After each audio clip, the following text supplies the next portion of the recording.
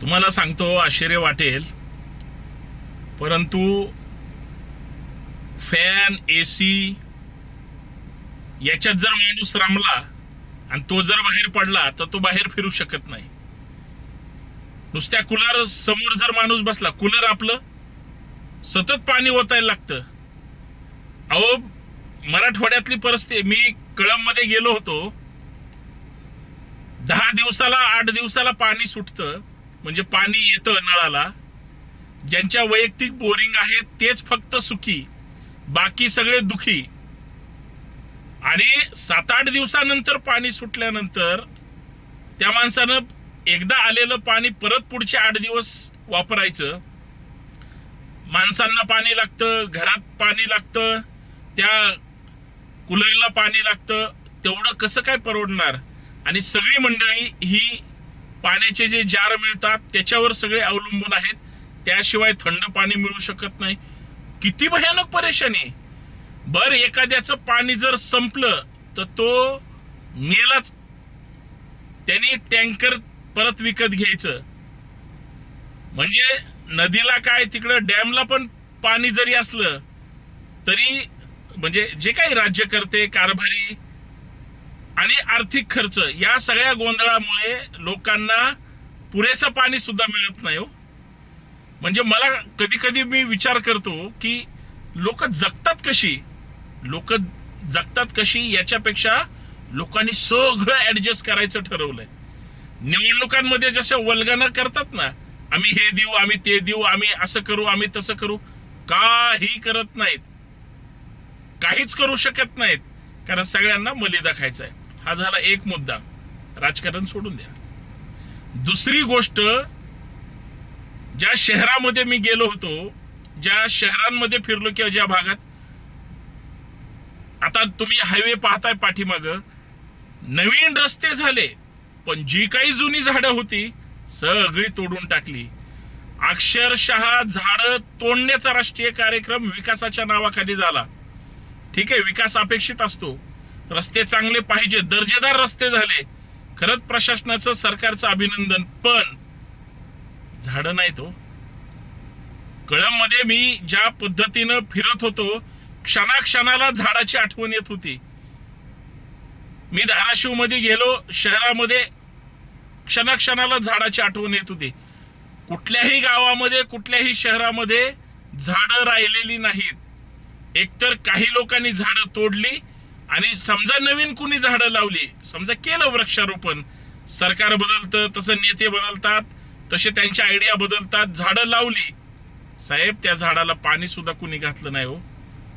पण लक्षात ठेवा, आता जर झाडं नाही लावली ना, पुढची पिढी तुम्हाला हिरव्यागार निसर्गात तर दिसणार नाही, परंतु ज्या त्रासातून तुम्हाला सहन करावं लागेल, कल्पना सुद्धा करू शकणार नाही.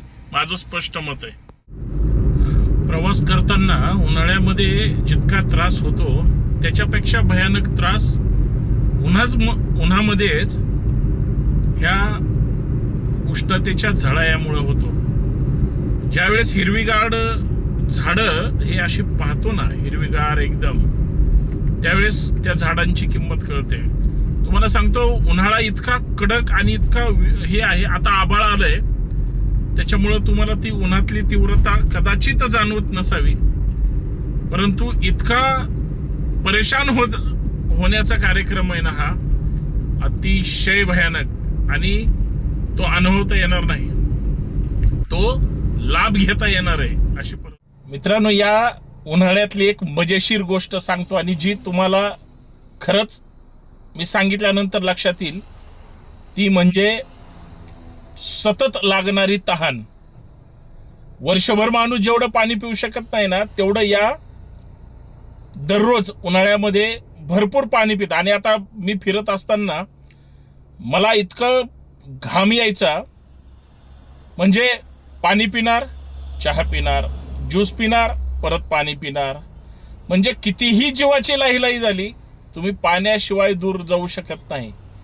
आणि थंड पाणी जर नसेल, कारण थंड जरी घेतलं आणि अर्धा तास जरी थांबलं तरी बाटली परत जैसे ते पाणी गरम करून टाकते. जितकं जास्त पाणी पिल ते शरीराला चांगलं हे आपल्याला माहिती आहे, परंतु शरीर पाणी मागतंच, इतकं पाणी माणूस पितं. आणि जर तुम्हाला पाणी नाही मिळालं वेळेवर किंवा पाणी नाही मिळू शकलं तर तुम्हाला काय त्रास होतो किंवा तुमच्या म्हणजे जीवाची किती परेशानी होती हे फक्त तुम्ही उन्हात फिरल्यानंतरच कळतं. आता एक गोष्ट आहे, सध्याचा उन्हाळा सगळीकडे सारखा आहे, परंतु हा अनुभवलेला शहरातला उन्हाळा आणि आत्ताचा अनुभवतोय तो मराठवाड्यातला उन्हाळा, प्रचंड जमीन आसमानचा फरक आहे. पुण्यातलाच उन्हाळा खरं तर सहन होत नव्हता, इकडचा ग्रामीण भागातला किंवा मराठवाड्यातला तर त्याच्यापेक्षा भयानक आहे. आणि हे मी का सांगतोय, लय परेशानी होती हो.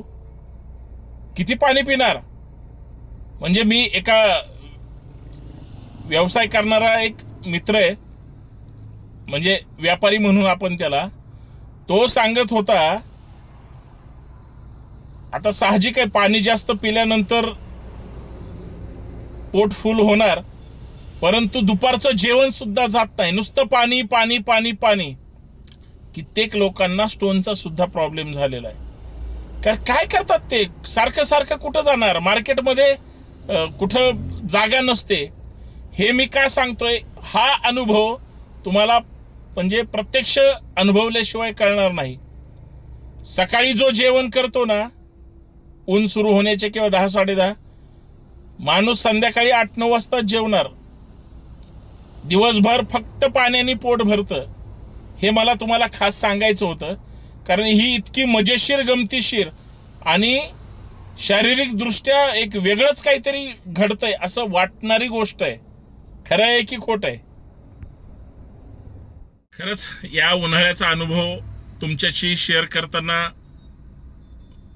मला उन्हात उभं राहून ह्या सगळ्या गोष्टी सांगायच्या होत्या, पण नाही उन्हात उभं राहू शकत.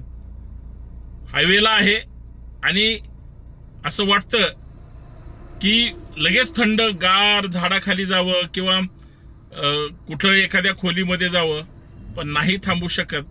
पण हा उन्हाळ्यातला प्रवास माझ्यासाठी यादगार आहे हे मला सांगायचंय. धन्यवाद.